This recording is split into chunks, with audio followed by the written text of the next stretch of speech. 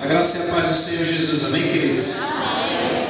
Estou muito feliz de estar aqui com os irmãos nessa noite, nesse dia, e para esses dias também que virão, né? Como o pastor Rodrigo já me apresentou, eu sou missionário ali em Parnamirim, Rio Grande do Norte. Não repare muito a cara é feia sempre, mas o cansaço é que está batendo agora, né? Realmente ontem eu fui dormir 2h30 da manhã, porque foi dia de culto ontem lá em Parnamirim, acabou o culto, era uma fila de irmãos para conversar, e eu cheguei em casa já mais de 10 horas da noite, para depois ainda começar a arrumar minhas coisas, e aí colocar tudo no carro e poder vir. E eu agradeço a Deus também, porque Deus colocou, posso dizer, um anjo no meio do caminho, né? Porque quando a gente entrou em Desterro, a gente não sabia mais onde estava, né? A estrada faltando algumas placas, né? Alguns trechos interditados, você tem que pegar desvio, e eu não sabia mais para onde ir. E eu quero dizer, irmãos, que vocês têm um pastor muito querido, muito conhecido aqui na cidade, muito abençoado, porque passou um carro, veio nos ajudar. Eu digo, rapaz, eu estou indo para Cacimbas, lá o pastor Rodrigo, não sei quem é ele mais, vem atrás de mim. E aí ele veio deixar a gente aqui na porta da igreja, né? Todos os cuidados de Deus, né? para conosco, que eu só tenho que louvar e agradecer a Deus. Estaremos durante esses 15 dias aqui com a missão Desperta Nordeste. Eu faço parte da diretoria da missão, faço parte do grupo que organiza os trabalhos da missão. Especificamente eu coordeno o trabalho discipulado dentro do projeto, um trabalho maravilhoso, e também coordeno uma área muito gostosa para os projetistas e para os irmãos, que é a cantina, né? Então todo mundo depois do culto gosta daquele lanche. Então, colocaram essa responsabilidade logo com o gordinho, né, irmão? Aí o perigo é grande, né? Mas até agora não tem dado prejuízo, não. Está tudo dando certo, né? Então, a gente coordena essas duas áreas. A nossa expectativa é que tenhamos aproximadamente 70 missionários aqui em Cacimbas. Já temos um ônibus saindo por volta entre 10 e 11 horas da noite de João Pessoa, e mais alguns irmãos que estão vindo de carro. No total aí, aproximadamente 70 pessoas. Então imagine 70 pessoas durante 15 dias nas ruas de Cacimbas. Vai ser tremendo o que Deus vai fazer neste lugar. Aleluia! É como eu digo muito lá em Parnamirim, eu vou dizer aqui: grandes coisas estão por vir. Amém. Grandes coisas vão acontecer neste lugar. Você crê? Amém! Amém, eu creio. E eu creio que nós vamos sair daqui a 15 dias também muito cansados, mas ao mesmo tempo com o nosso coração transbordando de alegria por tudo que Deus vai fazer, e com muitas experiências para contar do que Deus fez e vai continuar fazendo neste lugar para a glória do nome dele. Amém? Abra sua Bíblia comigo lá no livro de Isaías, capítulo 6.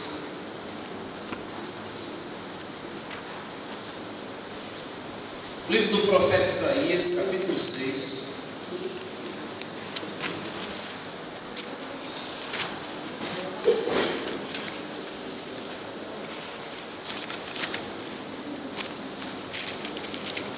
Vamos ficar de pé com essa leitura? Quem achou, diga amém. Amém. Quem não achou, diga escola bíblica dominical. Ó, lá na igreja ainda escuta um bocado, sabe? Escola bíblica, então venha.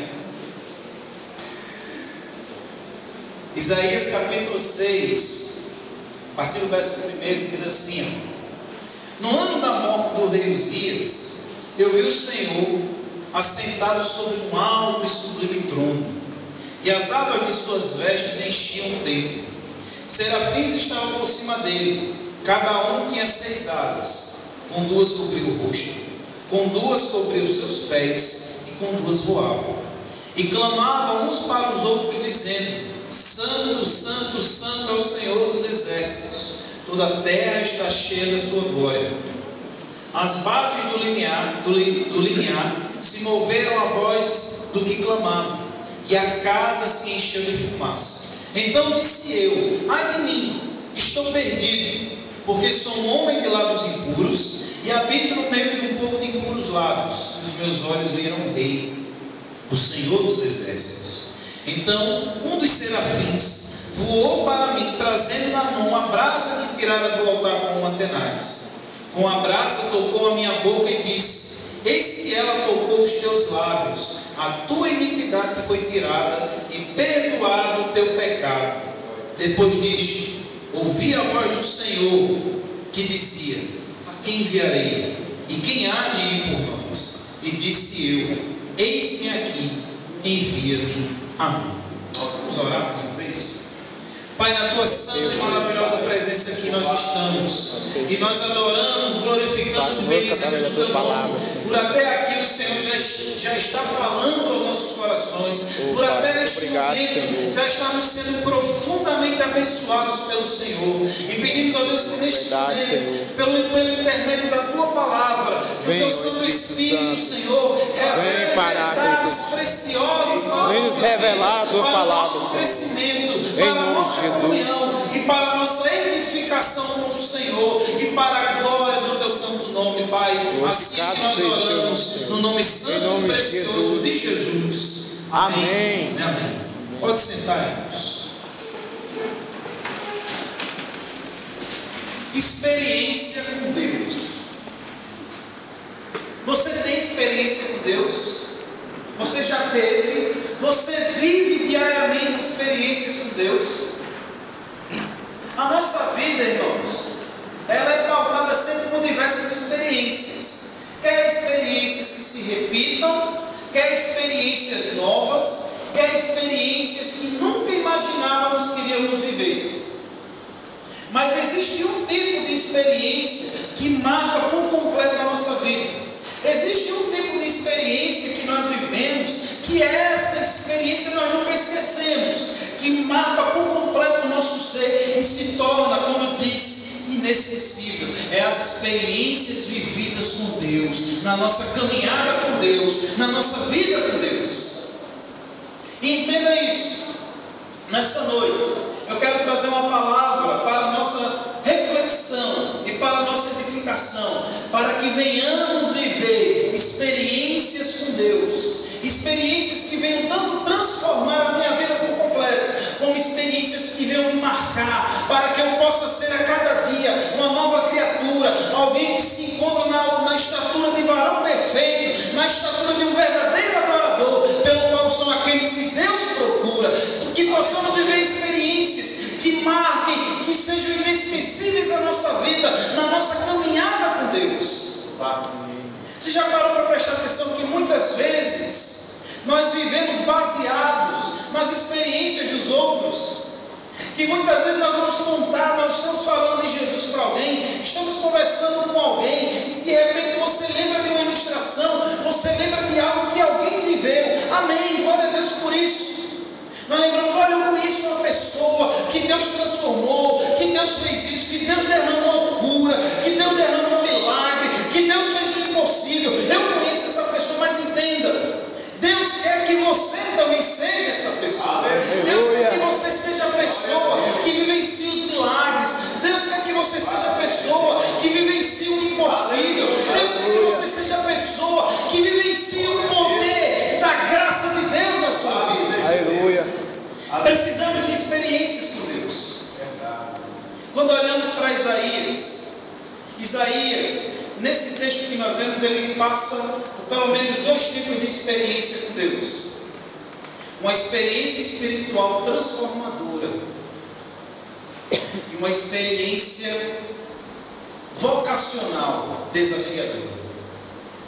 E é sobre isso que nós queremos nessa noite falar para os irmãos. Uma experiência espiritual transformadora. Entenda que se você começar a ler o livro de Isaías a partir do primeiro capítulo, de cara no primeiro capítulo você vai ver a situação do povo de Israel. Era um povo que não estava honrando mais a Deus com toda a sua vida. Era um povo que estava somente honrando a Deus da boca para fora. Era um povo onde Deus não estava mais aceitando o seu culto, porque no culto eles estavam ali reunidos a Deus mais fora, estavam prestando também adoração a Baal, estavam adorando outros ídolos, estavam vivendo uma vida totalmente distante daquilo que Deus havia designado para eles. E era necessário que se levantasse para que alertasse o povo, para que trouxesse para Israel uma dura mensagem de correção, uma dura mensagem de disciplina. Porque entenda, irmãos, a Bíblia nos diz que porque Deus nos ama, Ele também nos repreende e nos disciplina. E aqui, irmãos, entenda isso.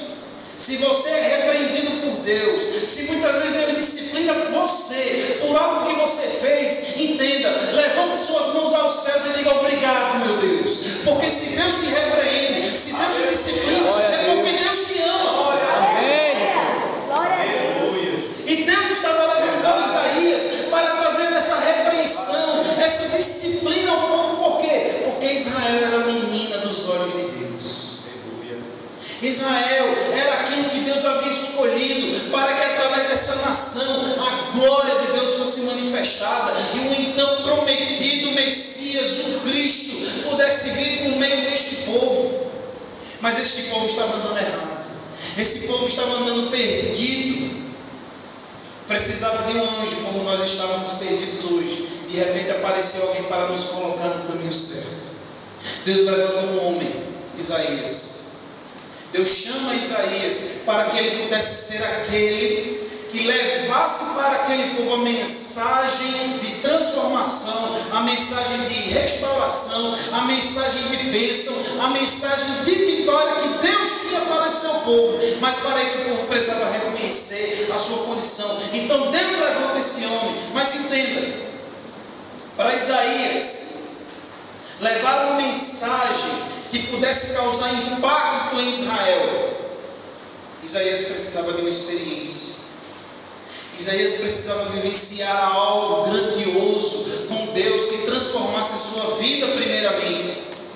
Porque entenda, irmãos, eu não posso dizer por aí que Jesus é bom sem eu de fato ainda não ter experimentado essa vontade de Jesus na minha vida. Eu não posso dizer por aí que Deus é um Deus de milagre se esse Deus de milagre ainda não fez um milagre na minha vida. E entenda quando eu digo milagre. Certa vez eu conversando com uns amigos, e alguns deles questionaram assim: hoje em dia nós não vemos mais tantos milagres como nos tempos da Bíblia. E eu disse: como assim? Porque quando a gente olhava nos tempos da Bíblia, a gente via que tinha um cego, Jesus via enxerga e o cego passava a ver. Tinha defunto, Jesus orava e o defunto ressuscitava. Não somente Jesus, mas também os apóstolos. Nós vimos grandes milagres. E hoje a gente não mais vê acontecer mais esses grandes milagres. E eu disse para ele: é verdade. Mas entenda o que eu vou dizer. Eu ainda vejo grandes milagres acontecer hoje. Amém. E ele disse: aonde? Me leva que eu quero ver, eu quero ir com você para ver. Eu digo: meu irmão, eu estou diante de um milagre, você está diante de um milagre. Ele olhou para ele assim e disse: eu? Você mesmo, você, eu mesmo, nós somos um milagre. Entenda, irmãos, você é o milagre de Deus. Aleluia. Por quê, irmãos? Porque a Bíblia diz que nós estávamos mortos em nossos delitos e pecados, estávamos condenados à perdição, estávamos condenados ao inferno, estávamos caminhando a passos largos para o distanciamento total e definitivo de Deus. Mas Deus, pela sua infinita misericórdia e pelo seu grande amor, enviou seu Filho para morrer pelos nossos pecados e nos resgatar da morte e da condenação certa. Aleluia. Por isso nós somos em milagre de Glória a Deus. porque estávamos mortos para Deus, mas Ele nos deu vida em Cristo. Aleluia. Você é um milagre de Deus. E isso é o maior milagre, irmãos. O maior milagre que nós podemos ver hoje é quando uma pessoa perdida nas drogas, na vida promíscua, perdida nos pecados e na vida distante de Deus, e de repente nós vemos essa pessoa confessando Jesus, recebendo Jesus na sua vida e sendo uma nova criatura. Esse é o maior milagre dos nossos dias. Aleluia. Era isso, e era exatamente para isso que Isaías estava sendo chamado, para levar aquele povo uma experiência verdadeira e viva com Deus. Mas Isaías precisava viver primeiro essa experiência. E nessa experiência espiritual transformadora de Isaías, o profeta passa por dois processos. Primeiro, ele vê a Deus. Ele diz no verso 1: no ano da morte do rei Uzias eu vi o Senhor assentado no seu alto, Entenda, irmãos, o primeiro passo para vivermos em nossa vida uma experiência marcante é termos um encontro com Deus. E o encontro com Deus, irmãos, entenda, não é só vivenciar na sua vida no dia que você levantou a mão e aceitou Jesus. Você precisa ter um encontro com Deus todos os dias, ao dormir e ao acordar, e durante todo o seu dia você precisa estar vivendo um encontro com Deus. Você precisa encontrar Deus na sua casa, você precisa encontrar Deus no seu trabalho, você precisa encontrar Deus na sua escola, você precisa encontrar Deus por onde você anda, você precisa encontrar Deus em toda a sua vida. Quando Isaías tem esse encontro com Deus, esse encontro, aquilo que Isaías vê, começa a transformar totalmente a vida de Isaías. Isaías começa a ter a dimensão de quem é Deus. E aqui, irmãos, entenda, é a partir de um encontro com Deus que nós começamos a conhecer a Deus. Quer conhecer a Deus? Tenha um encontro com Deus. Aquela jovem linda e maravilhosa que vocês viram aqui falar, minha esposa, que eu tanto amo. Se hoje ela se tornou minha esposa, porque antes eu tive que marcar um encontro com ela. Mas esse encontro foi longe, viu, irmão? Eu tive que sair de Natal para ir para Campina Grande,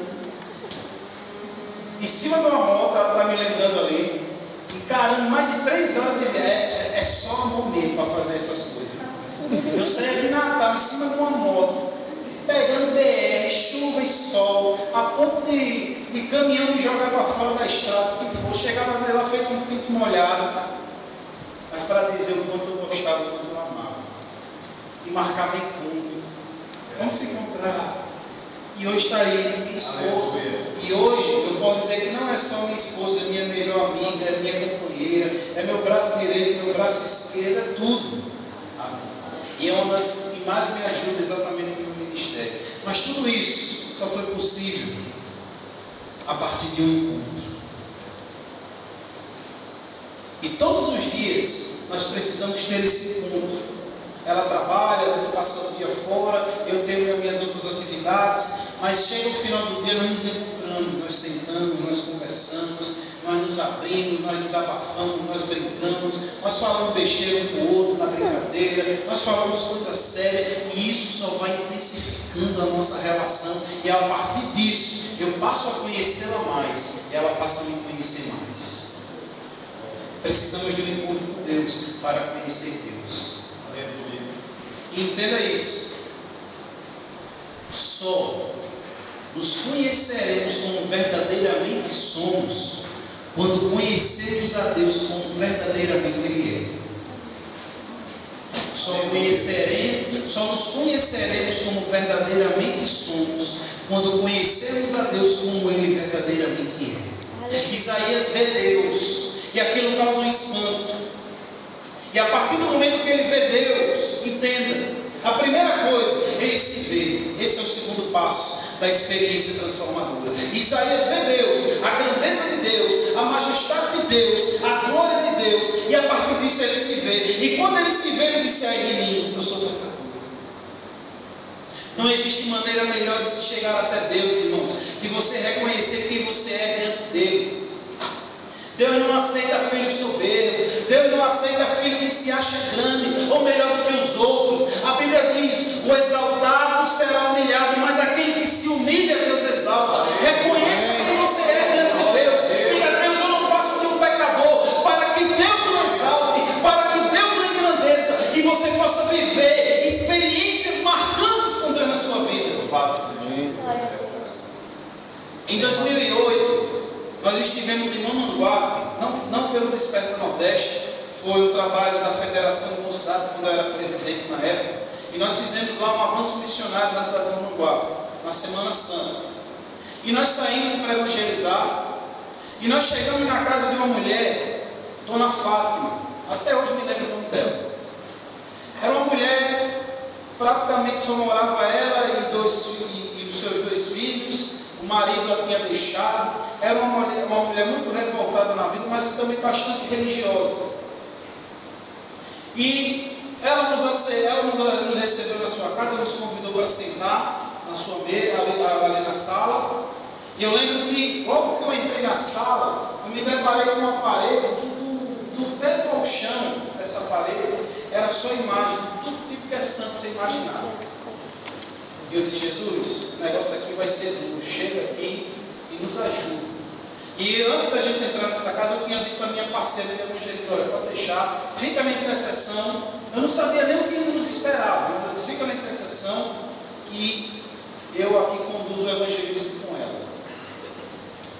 E nós começamos a ver aquela mulher assim, bem sisuda, bem séria. E eu lembro muito bem, a gente estava sentado no sofá, aí tinha tipo um centrozinho de sala, e ela sentada numa cadeira assim, à frente desse centro. Quando eu estava para terminar, ela fechou a cara, bateu na mesa assim, bem forte, e disse, você está dizendo aqui na minha casa, que tudo que eu acredito acerca de Deus, e desse santo é mentira. Eu disse, Deus, no meu pensamento, Jesus, é hoje que ele está comigo.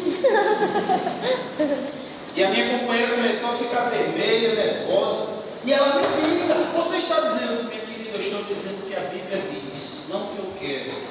E a Bíblia nos diz que só homem é mediador entre Deus e os homens. E ela bateu de novo. Você está dizendo na minha casa e na minha cara que tudo isso que eu vivo é uma mentira. Eu disse, mais uma vez eu disse, eu estou dizendo o que a Bíblia diz. E ela levantou. Quando ela levantou, eu levantei também. E a menina, a minha companheira, meu Deus, eu disse, tenha calma. E ela levantou e correu lá para a cozinha. E eu disse para ela, se preocupe não, se ela vier para bater, ela não vai bater em você. Eu fico na sua frente e apanho o seu carro. Homem tem que ser assim, tem muito homem que nessas horas corre, né? Deixa a mulher lá se virando, né? Eu fiquei logo, não se preocupe não, estou por aqui. Não, lá vinha ela com uma vassoura na mão, eu digo, é hoje mesmo. Quando ela veio no corredor, eu fiquei na frente da minha companheira e fechei os olhos. Digo, Senhor, eu sei que vai doer, mas põe teus anjos aqui. Senhor, me guarda, me livra de todo mal. Aquela mulher pegou aquela vassoura e começou a quebrar um por um as imagens. Aleluia. Glória a Deus. E à medida que ela quebrava, ela dizia, durante todo esse tempo, eu estava sendo enganada. Durante todo esse tempo, eu achava que vivia uma verdade, mas era uma mentira. E começou a quebrar um por um. E a gente ia olhando assim, pasmo. Daqui a pouco ela para com a vassoura, ela olha para mim assim, você vai ficar aí só olhando, né? Venha me ajudar. Aleluia. Oh, glória. E ficou com minha amiga. Às vezes quando eu vou no Manguapa, eu encontro ela lá na igreja, está lá na igreja até hoje. Amém. A gente conversa e ela tem esse jeito. Pensei que você não vinha aqui me ver. Eu não estou aqui, mulher. Ela tem esse jeito e eu vi que era do jeito dela. Ela não estava brava com a gente. É o jeito dela. Amém? Mas eu louvo a Deus, irmãos, por quê? Porque aquela mulher viu a Deus. Deus foi apresentado a ela. E ela se viu. Ela viu que ela estava vivendo uma mentira. Ela viu que ela estava vivendo distante de Deus e quis transformar a sua vida. Aquela experiência daquela mulher marcou a vida dela por o resto da sua vida e por toda a eternidade. Eu creio que nós vamos viver aqui nesses dias experiências parecidas com essa. Que eu creio que nós vamos viver aqui com a Missão Desperta Nordeste experiências que marcarão tanto as nossas vidas como a vida dos irmãos e a vida desta igreja. E tudo isso será para a glória de Deus. Mas entenda, peça a Deus, Senhor, eu quero viver experiências contigo. Senhor, eu quero viver experiências que transformem a minha vida. Senhor, eu quero ter experiências que marquem a minha vida. Peça a Deus todos os dias isso. E vivencie o que Deus vai fazer. Isaías teve essa experiência espiritual transformadora. Ele viu a Deus. Depois ele se viu. Mas Isaías também teve uma experiência vocacional desafiadora. Entenda, irmãos, quando nós falamos de vocação, nós podemos tratar da vocação de uma maneira ampla e de uma maneira restrita. Existe a vocação de uma maneira restrita, ou seja, são aqueles que Deus chama exclusivamente para o ministério: pastores, missionários, presbíteros, diáconos, diaconisas, missionárias. São os vocacionados específicos para a obra que Deus tem preparado. Mas entenda por isso, o que é vocação? Vocação é chamada. Vocação é comissionamento. E quando nós lemos, o pastor leu aqui, Mateus 28, Jesus disse para os seus discípulos e para todos: ide por todo o mundo e pregar o Evangelho a toda criatura. Isso é um chamado de Jesus. Ou seja, Jesus está vocacionando a sua igreja. Jesus está chamando a mim e a você para o cumprimento da sua obra, de pregar esse Evangelho a toda criatura. Aleluia. Isaías ele tem uma experiência vocacional, porque Isaías estava sendo separado para um ministério específico, para um ministério profético em Israel. Mas entenda, existe uma vocação que nos é dada a partir do momento que recebemos Jesus em nossas vidas, que é a vocação de ser testemunhas fiéis do Senhor, que é ser testemunhas fiéis do Evangelho de Cristo, de pregar esse Evangelho a toda criatura, quer em tempo, quer em fora de tempo. Devemos cumprir a vocação que Deus nos deu, de cumprir aquilo que Deus entregou às nossas mãos, de pregar o Evangelho. Porque entendem, irmãos, essa tarefa não foi dada aos anjos, essa tarefa não foi dada a qualquer outra coisa, essa tarefa foi dada àqueles que são escolhidos de Deus, chamados de Deus para boas obras, das quais Deus de antemão preparou para que a sua igreja ande nela. Aleluia. Esse chamado é para nós, irmãos. Nós estaremos aqui nesses 15 dias e eu creio que nós não seremos só os 70 que virão, nós seremos os 70, mas essa igreja gloriosa, essa igreja militante, essa igreja marchando aqui de Cacimbas, e estaremos em nome de Jesus Cristo, proclamando em todos os lugares dessa cidade que Jesus Cristo é o Senhor. Aleluia. Glória a Deus. Oh, aleluia. Aleluia. Viva essa experiência com Deus. Cumpra a sua vocação durante esses dias, meu querido, minha querida. Eu fiz um propósito com Deus. O meu primeiro projeto missionário foi há 5 anos atrás. Antes disso, eu tinha ido mais para avanços missionários, que eram mais curtos, 3 dias, 4 dias no máximo. Meu primeiro projeto foi em 2010, na cidade de Palmeiras, no Ceará. Quando eu fui para o meu primeiro projeto, eu fiz um propósito com Deus. Eu disse: Deus, o que depender de mim, eu não vou perder mais nenhum Desperta Nordeste. E no ano seguinte, em 2011, nós batalhamos lá na nossa igreja, irmãos, os jovens principalmente. A gente vinha até comentando no carro. Nós juntamos roupa com os irmãos da igreja, fomos para a feira vender roupa. Nós chegamos para a igreja e todos os irmãos, muitos irmãos tinham carro, e disseram: olha, irmãos, sábado os irmãos tragam o seu carro para a igreja, que nós vamos lavar o carro dos irmãos. A gente cobrou, se não me engano, R$10, parece que foi na época, alguma coisa assim. E daqui a pouco não era nem os irmãos da igreja que estavam trazendo carro, eram os vizinhos que nem crente eram, estavam deixando os carros lá para a gente lavar. A gente foi vender sandália na praia, a gente foi vender, e Deus honrou. E nós levamos 9 pessoas da igreja para o Desperta Nordeste. Mas Deus sabe quanto foi difícil eu conseguir. Eu digo: meu Deus, eu vou honrar com minha palavra, eu vou cumprir com minha palavra, do que depender de mim eu não perder, mas o Senhor sabe que é difícil.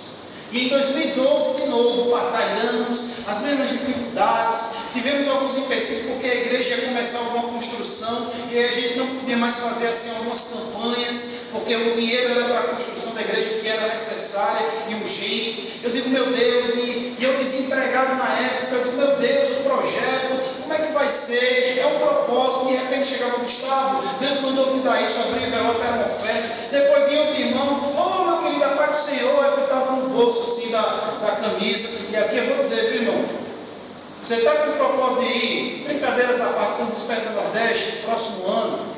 Quando você for aí nas igrejas, quando você vier para a igreja, venha com uma camisa de bolso. Tem muitos irmãos que gostam de abençoar você e bota lá só uma mãozinha ali, você nem vê. Quando chega em casa, você fala: rapaz, hoje eu vim despreparado porque Deus te abençoado. Amém.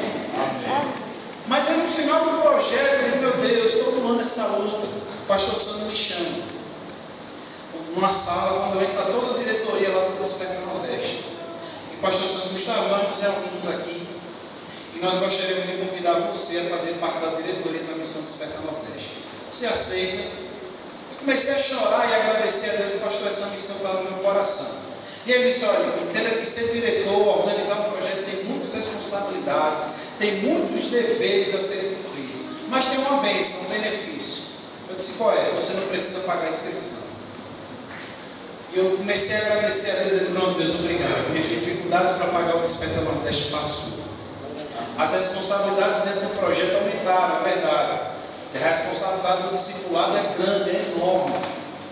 E eu entre outras responsabilidades. Mas Deus tem cumprido, irmãos. E eu continuo dizendo, Deus, mesmo tendo tudo pago, no que depender de mim, eu não vou perder mais nenhum. Amém. E firmei esse propósito dentro de Deus. É o cumprimento da minha vocação. É o cumprimento do chamado. Entenda, você talvez não tenha um chamado específico para ser pastor, para ser missionário, para exercer uma função ministerial na igreja ou fora dela, mas entenda, você tem uma vocação de pregar o Evangelho de Cristo a toda criatura. Cumpra com seu dever cristão. Aleluia.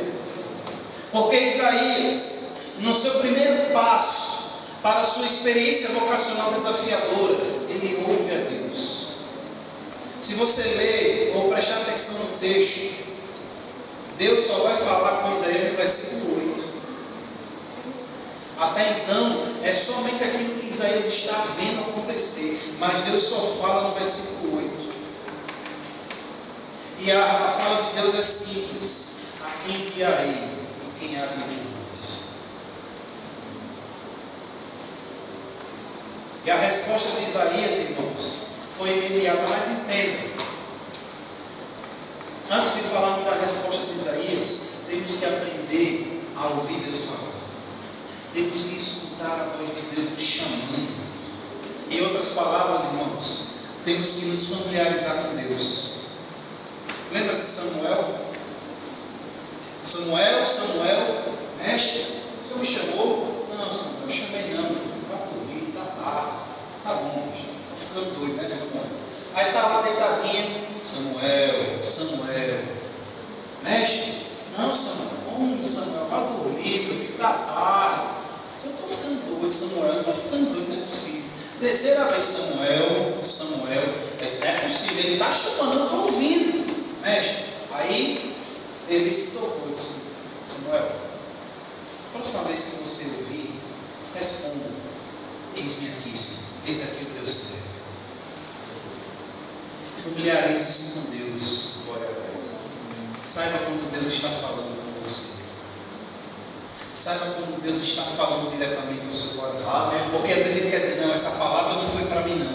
É para você sim. Glória a Deus. É para você sim, porque toda palavra de Deus, quando é pregada de acordo com a palavra de Deus, é para todo o povo de Deus. Aleluia. Essa palavra é para você sim. Se familiarize somente com Deus falando. Isaías escuta Deus. E a resposta é imediata. E esse é o segundo passo de Isaías. Ele ouve e ele responde: eis-me aqui. Mas entenda, antes de Isaías dizer eis-me aqui, ele teve que viver uma experiência para o transformá-lo. Por quê? Porque antes de dizer eis-me aqui, ele tinha dito: ai de mim, porque eu sou pecador. Antes de dizer a Deus eis-me aqui, diga ao Senhor: Senhor, ai de mim, Senhor, tem misericórdia de mim, porque eu não passo pelo pecador. Aí Deus vai dizer: meu filho, como eu me agrado nisso, porque eu exalto aqueles que se humilham. Amém. Isaías responde a Deus, ao chamado de Deus, à vocação de Deus, de ir ao povo de Israel. Entenda, o povo de Cacimbas, irmãos aqui na igreja congregacional, Deus está chamando a cada um de vocês para viver durante esses 15 dias. Aleluia. E até depois dele, experiências que marquem profundamente a sua vida. Vocês venham vivenciar com Deus, para que vocês venham testemunhar isso por anos e anos adiante na sua vida. Viva com Deus essa experiência transformadora e essa experiência vocacional que começa hoje na sua vida, porque Deus fala com você. Aleluia. Glória a Deus. E encerra essa palavra atentando para o versículo 1. O texto começa dizendo: no ano que morreu o rei Uzias. Irmãos, pensem comigo. O que é um rei, ou o que representa um rei para uma nação? O que representa um rei para um povo? O rei é a referência. O rei é a voz maior. O rei é o guia. E entenda, quando nós olhamos nos tempos de Israel, quando acontecia uma batalha, muitas vezes o rei era o primeiro a estar puxando o exército. O rei era quem, digamos assim, inflamava o coração do povo. É tanto que você vai ler, quando você vê os reis de Israel, quando Israel tinha um mau rei, Israel estava mal espiritualmente. Quando Israel tinha um bom rei, Israel estava na bênção de Deus, porque um rei influencia, e o rei traz também esperança. O povo deposita no rei confiança. E o que é um povo sem rei? É um povo sem direção. É um povo com esperança humana talvez morta, perdida. Mas olha que grandeza, irmãos. Qual é a visão que Isaías tem? Ele viu o Senhor assentado no trono. Era como se Deus estivesse dizendo a Isaías assim: Isaías, você está me vendo aqui, Isaías? Entenda uma coisa, Isaías. O rei humano de vocês pode ter morrido. A esperança humana de vocês pode ter acabado. O rei humano de vocês pode ter cessado. Mas eu, Isaías, eu sou o rei dos reis. Eu sou o Senhor dos senhores. Eu sou o soberano Senhor. Continuo assentado no meu alto e sublime trono, governando todo este mundo. E nada, Isaías, foge do meu controle. Eu sou o Deus soberano. Eu sou o Deus todo-poderoso. Eu sou o rei dos reis. Entenda isso, irmãos. Quando Deus nos chama para a sua obra, Ele nos mostra para nós que Ele nos chama para algo grande, algo maravilhoso, diante também de muitos desafios que passaremos e dificuldades que surgem no ministério. Mas para isso nós devemos sempre olhar para Ele e vê-lo assentado no seu alto e sublime trono, governando a nossa vida, governando este mundo, e saber que nada, absolutamente nada, foge do seu soberano controle. Nada, absolutamente nada foge do seu propósito. Esse é o nosso Deus. Aleluia. Vamos servir a Ele, vamos adorar a Ele, vamos viver experiências com Ele que marquem as nossas vidas para a glória e honra do nome dEle, porque Ele está assentado a governar absolutamente tudo. Não cai um fiozinho de cabelo, e olha que o meu tem caído um bocado todo dia, mas não cai nenhum fiozinho de cabelo sem que Deus não permita. Esse Deus é soberano. Amém. Você às vezes não acha que pode controlar a nossa vida, que a gente pode fazer da nossa vida do jeito que a gente quer, mas a soberania de Deus mostra que não. Sabe por quê? Você não controla os batimentos do seu coração. Você não controla o seu sistema respiratório, quando inspira e expira. Você não controla quando as idades vão se avançando e aquela jovenzinha que tem uma pele lisinha, né? Começa a ficar uma pele feita maracujá, brincadeiras à parte, tá nisso. Quando você começa a ver, eu esse dia estava na frente do espelho, né? Ontem, ajeitando a barba para vir, né? Eu, meu Deus, cabelo branco na barba, Jesus. Eu peguei a tesourinha e tirei. Aí minha esposa, né? Meu filho, não adianta tirar não, que vai nascer de novo. Você já está velho mesmo, você tem que aceitar isso. Muito obrigado, meu irmão, pela palavra de consolo. Mas tudo isso é para mostrar, irmãos, que na nossa vida quem manda é o Senhor. Amém. Porque Ele está assentado no trono, Aleluia. soberano, poderosamente, governando poderosamente sobre nós. Por isso, peça a esse Deus soberano: Senhor, que eu venha viver experiências